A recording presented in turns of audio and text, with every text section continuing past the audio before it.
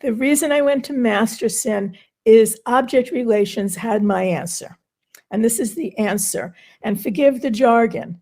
If a person has whole object relations on object constancy, they do not qualify for any form of personality disorder diagnosis. They are not borderline, narcissistic, or schizoid. They may have every trait. They may be unpleasant as all hell. They may be abusers. They may be inflexible. You may hate them, but they don't have a personality disorder. Is that like sort of standard across the board then? If you have whole object relations, then it's kind of impossible to be diagnosed with a personality disorder. By an object relations theorist. By an object relations theorist. That's right. That's where the line is. Now, Otto Kernberg is an object relations theorist, very well known, very complicated to understand, I find. And so every so often I think about, he's about 89, 90 now. He's probably not teaching, but he has YouTubes. You can check them out for yourself, see if there's something that interests you. But I ended up with Masterson because I read his books and I could understand them, barely. I went to his conferences to understand what was he saying, and they were doing their best to put it in. The conferences were for professionals. So understand, here I was, I had a bachelor, master's, and a PhD in psychology. I was already licensed as a psychologist. I had read a lot of Freud. I had read a lot of people. I had taken lots of courses, and I still found learning personality disorders extraordinarily difficult. Therefore, when I see these people guessing on the internet, arguing with each other about things that they had never studied, I'm kind of horrified. Because if I couldn't understand it, I'm a Mensa member. Do I go to meetings? No. But so I know I'm also smart, but this stuff was complicated. And some of the reason it was so complicated was the language. So when I was told this statement about personality disorders and whole object relations, I said, what's whole object relations? I'm interested in people. I'm not interested in objects. And that's what everybody says to me. Why objects? And so I'll tell you first what whole object relations is. It's actually super simple. It's black and white thinking, taken to the max. Right? We've all heard of that. Is no gray, no area in between, no other colors.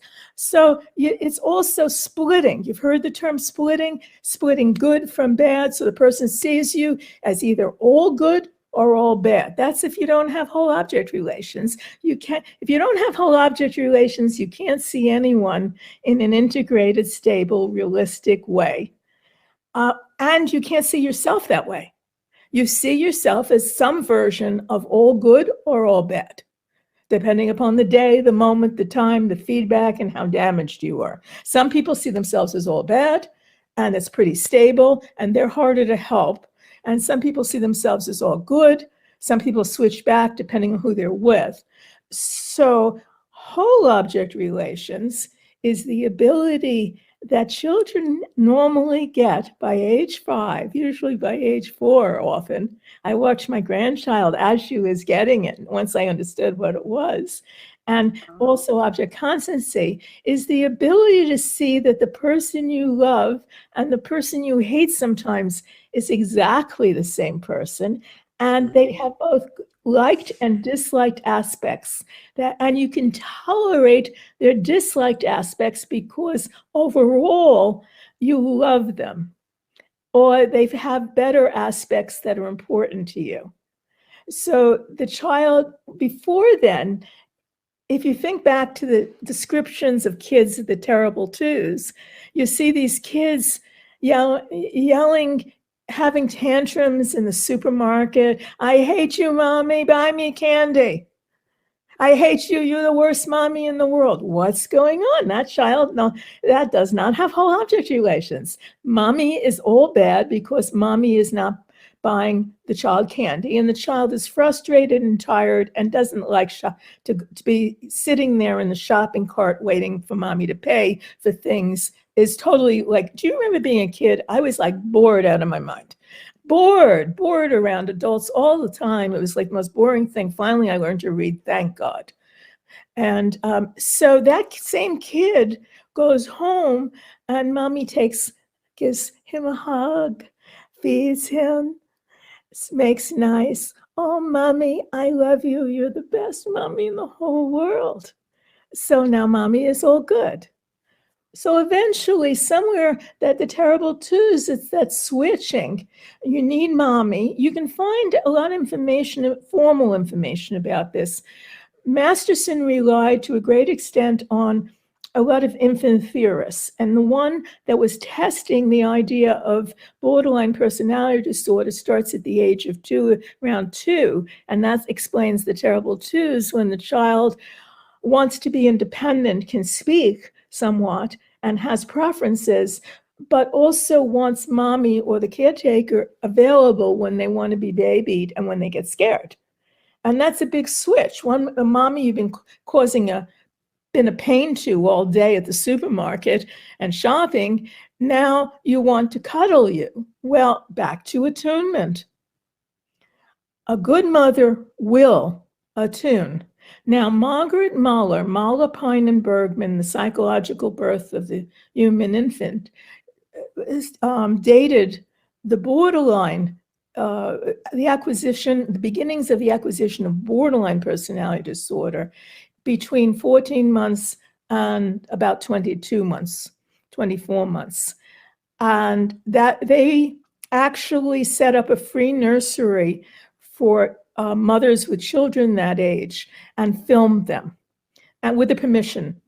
That was with a payback for getting the good nursery. And then they were allowed to use the films for their studies, and it was written up in Muller, Pine, and Bergman. And they called that subphase when the child is about in that age from 14 months to about 2. Now, again, bear with me, the rapprochement subphase of separation and individuation. Okay? Mouthful. A mouthful. So this is why you wonder why we don't have more therapists studying personality disorders. How many of them can say with a straight face the rapprochement subphase of separation and individuation in Margaret Muller, Pine, and Bergman's system as the precursor to borderline personality disorder? I mean, come on, give me a break. Impressive. That's very impressive. That is, Now, I must say, I'm impressed. Thank you. And it's all that confusing.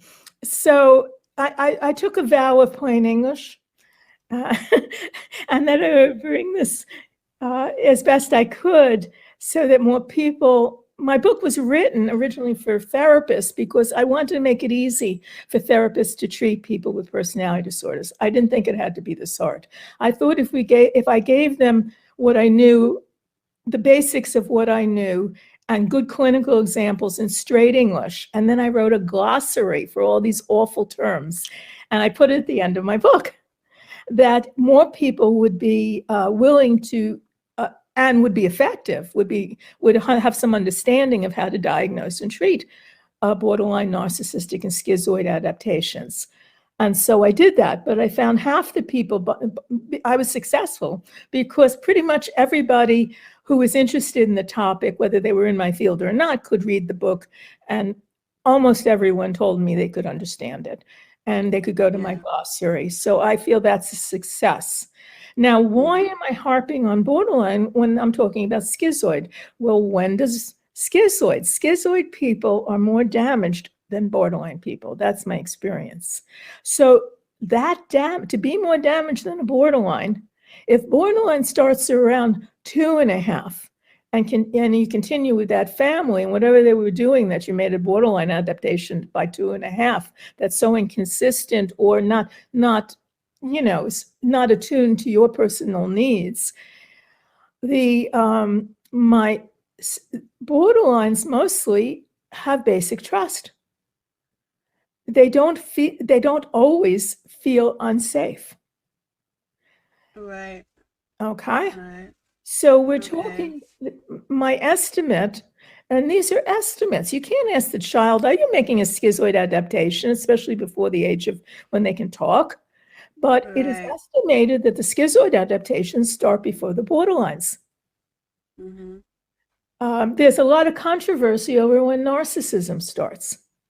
Now, can you get a schizoid adaptation later in life as an adult? No, because it has to, these personality disorders by definition start when the personality is forming, and it becomes tangled in with your natural personality. And therefore, it's very hard to untangle. That's what makes the therapy long.